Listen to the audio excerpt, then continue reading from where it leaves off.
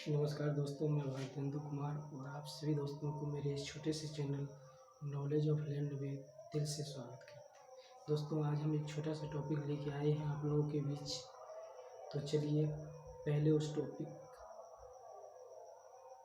पर एक नज़र देते हैं, फिर उस टॉपिक पे बातचीत करेंगे। तो चलिए दोस्तों, चलते हैं बोर्ड की ओर। क्वेश्चन है, रमेश ने सुधीर से 5 कट्ठा जमीन खरीदा। जब रमेश जमीन जोतने गया तो उमेश ने रमेश को रोक दिया, यह कहते हुए कि तुम इस प्लॉट में 2.5 कट्ठा जमीन ही जोत सकते हो। दोस्तों, यहाँ सबसे बड़ी बात है कि जमीन खरीदने वाला और बेचने वाला सुधीर है। बेचने वाला व्यक्ति सुधीर है। एक नंबर में। दूसरा नंबर में खरीदने वाला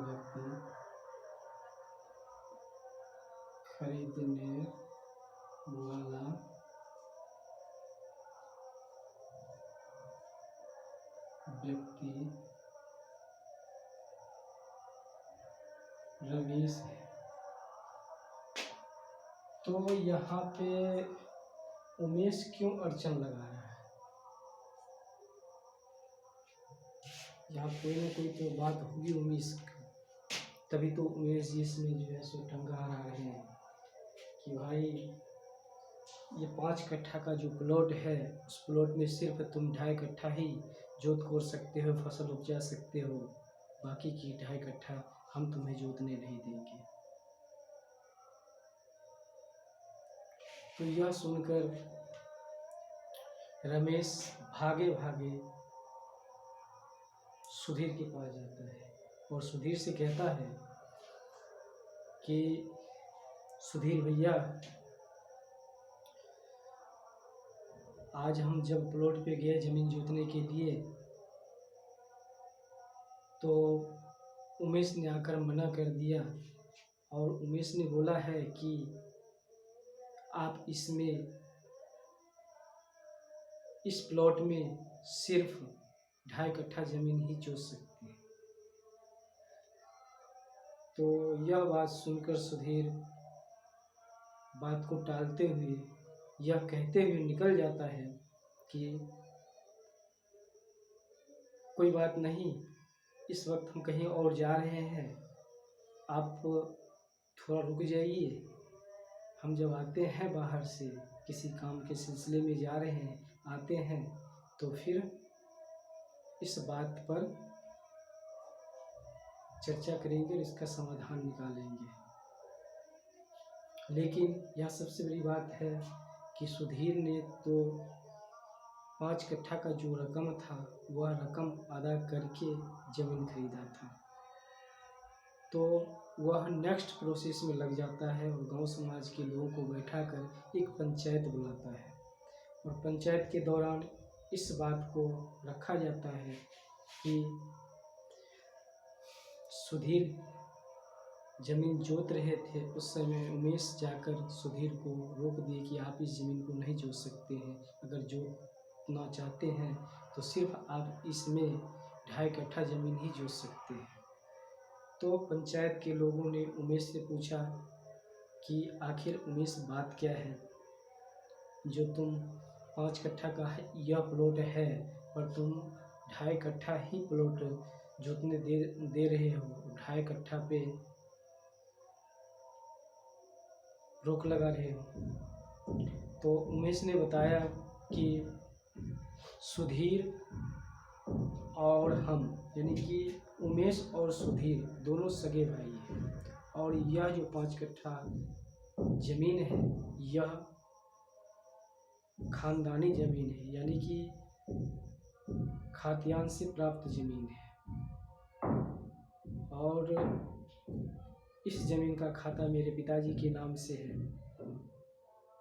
शेयरदारी हिस्सा कायम के आधार से इस ज़मीन पर 2.5 कट्ठा का शेयर मेरा बनता है और इस ज़मीन को बेचते समय ना हमसे पूछा गया और ना ही हमें इस ज़मीन की खरीद बिक्री के संबंध में कोई जानकारी है।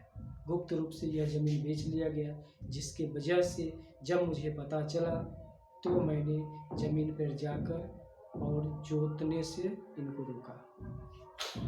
तो दोस्तों, यहाँ जो बात आ गई खतियानी ज़मीन की, तो खतियानी ज़मीन जो होती है वह पूर्वजों के नाम से उनका खाता खुला होता है और उस ज़मीन को खरीदते समय हम लोगों को एक बात का ध्यान रखना चाहिए कि पहला नंबर खतियान का फोटोकॉपी देख लें। उसके बाद जिस व्यक्ति से आप ज़मीन खरीद रहे हैं उस व्यक्ति का उसमें शेयर कितना बनता है। अब यह शेयर कितना बनता है यह कैसे पता लगेगा?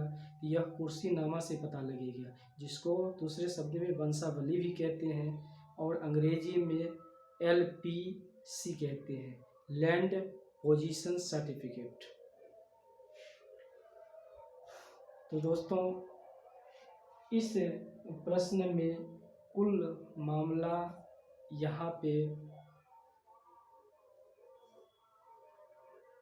खतियानी ज़मीन होने के कारण फंसा है, क्योंकि वह ज़मीन पर शेर सुधीर को सिर्फ 2 कट्ठा यानी कि 2.5 कट्ठा ज़मीन ही शेर के हिसाब से प्राप्त होता है और उन्होंने 5 कट्ठा ज़मीन बेच दिया, यानी कि अपने भाई का ज़मीन भी वह बेच दिया। तो इस दौरान काफ़ी मंथन होने के बाद वहाँ पे एक निष्कर्ष निकाला जाता है और निष्कर्ष यह होता है कि या तो आप रमेश को 2.5 कट्ठा ज़मीन का जो रकम होता है वह वापस कर दीजिए या इसके एवज में कहीं और ज़मीन दे दीजिए, या फिर इस एवज में उमेश को 2.5 कट्ठा ज़मीन आप कहीं और दे दीजिए अपना निजी में से, और उचित भी यही बनता है। तो दोस्तों, ध्यान रहे कि ज़मीन खरीदते समय कुछ आवश्यक बातें हैं, उस पर ध्यान रखिए। यदि आप खतियान वाली ज़मीन खरीद रहे हैं उस समय फर्स्ट नंबर में आप खतियान का ज़ेरॉक्स साथ में LPC और यदि आप थोड़ा बहुत ज़मीन के संबंध में जानते हैं तो इन 2 कागजात को वेरीफाई खुद से करके आगे आप प्रोसेस में जा सकते हैं। यदि आप ज़मीन के संबंध में नॉलेज नहीं रखते हैं तो ये 2 चीज़ लेकर आप अपने क्षेत्र के अमीन के पास जाएं और उनसे राय लें। उनके पास आपके क्षेत्र का नक्शा भी होगा, खतियान पे जो रकबा है वह रकबा नक्शा पे मिलान कर वह आपको बताएगा कि यह जो है सो ज़मीन परफेक्ट है, आप इस ज़मीन को खरीद सकते हैं। यदि इस तरीके का विचार विमर्श वह अगर आपको देता है तो आप स्वतंत्र रूप से उस ज़मीन को खरीद सकते हैं और भविष्य में फिर उस ज़मीन की वजह से कोई कलह या कोई विवाद पैदा नहीं होगी। लेकिन यदि आप इन तमाम कागजातों को नज़रअंदाज करके चुपचाप ज़मीन खरीद लेते हैं, उस स्थिति में आप भविष्य में किसी भी विवाद में आ सकते हैं। तो दोस्तों, ध्यान रहे ज़मीन खरीदते समय निम्न कागजात पर ध्यान रखें और आगे की समस्या, आने वाली समस्या को न्योता आमंत्रण देने से बचें। तो दोस्तों, यहीं पे अपने इस नए टॉपिक को समाप्त करते हैं। मिलते हैं एक नए टॉपिक के साथ नेक्स्ट वीडियो में। तब तक के लिए जय हिंद, जय भारत।